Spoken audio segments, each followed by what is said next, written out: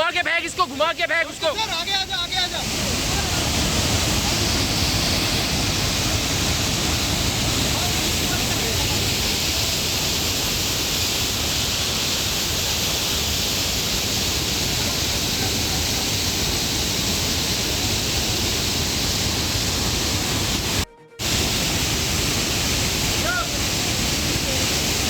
अरे घुमा के फेंक इसको, घुमा के फेंक उसको। आगे आजा, आगे आजा।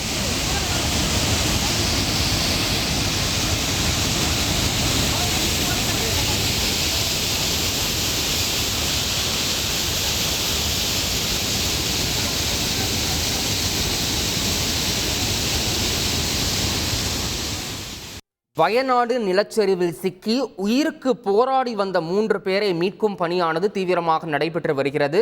இது தொடர்பான கூடுதல் விவரங்களை செய்தியாளர் சதீஷ்மணி வழங்கிட கேட்கலாம். சதீஷ்மணி, தற்போது இந்த 3 பேரும் எங்கு கண்டறியப்பட்டிருக்கின்றனர்? அவர்களுடைய தற்போதைய நிலை என்ன? முழு விவரம். வயநாடு நிலச்சரிவில் பாதிக்கப்பட்டவர்கள் சிக்கியவர்களை மீட்பதற்காக மீட்பு குழுவினர் கடும் நீண்ட ஒரு தீவிர நடவடிக்கைகளை எடுத்து வருகின்றனர். அதே போல சிக்கியிருக்கும் பலரை கண்டுபிடிப்பதற்காக லைவ் டிடெக்டர், தெர்மல் ஸ்கேனர், மோப்பனா உள்ளிட்டவற்றையும் பயன்படுத்தி தீவிரமாக நடவடிக்கை எடுத்து வருகின்றனர். அந்த வகையில இந்த நிலச்சரிவு ஏற்பட்ட முண்டக்கை பகுதியிலிருந்து 6 கிலோமீட்டர் தொலைவில் உள்ள வெள்ளரி மலை என்ற இடத்துல சூஜிபாரா என்ற அருவி இருக்கிறது. வனப்பகுதியிலும் மீட்பு குழுவினர் தேடுதல் வெற்றி நடத்தினர். அப்படி கடலோர காவல்படை நடத்திய அந்த தேடுதல் பணியின் போது 3 பேர் இந்த வெள்ளரிமலையை அடுத்துள்ள சூஜிபாரா அருவி வீழ்ச்சி கீழே உள்ள ஒரு பாறையில் தங்கி இருப்பதும் இருப்பது தெரிய வந்திருக்கிறது. கிட்டத்தட்ட 5 நாட்களாக உணவு இன்றி தற்போது நீங்கள் ஒரு படத்தை பார்க்கலாம். ஒருவர் தண்ணீரை மட்டுமே குடித்து அந்த 5 நாட்களை சமாளித்து வந்தது போன ஒரு புகைப்படமும் இருக்கிறது.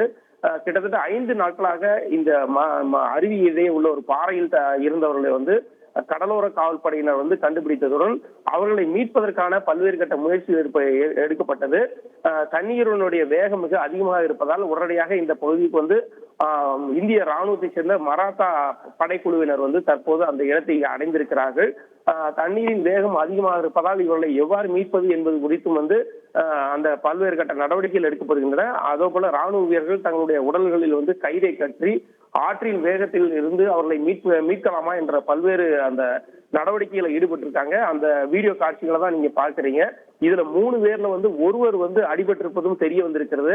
எனவே கிட்டத்தட்ட அடிபட்டவரை காப்பாற்ற வேண்டும் என்ற நோக்கில 3 பேருமே கிட்டத்தட்ட 5 நாட்களாக பசியுடன் அந்த இடத்துல உதவிக்காக காத்திருந்தார்களா என்ற ஒரு இதுவும் என்ற ஒரு எண்ணத்துல இருந்தது தெரிய வருகிறது. தொடர்ந்து அவர்களை காப்பாற்றக்கூடிய அந்த முயற்சிகள்ல கடலோர காவல்படையினர், அதே போல இந்திய ராணுவத்தை சேர்ந்த மராத்தா இன்ஃபேன்ட்ரி குழுவும் அங்க தீவிரமா நடவடிக்கை எடுத்துவாங்க. விரைவில் அவர்களை பத்திரமாக மீட்டு விடுவோம் அப்படிங்கிற நம்பிக்கை தெரிவிச்சுட்டாங்க.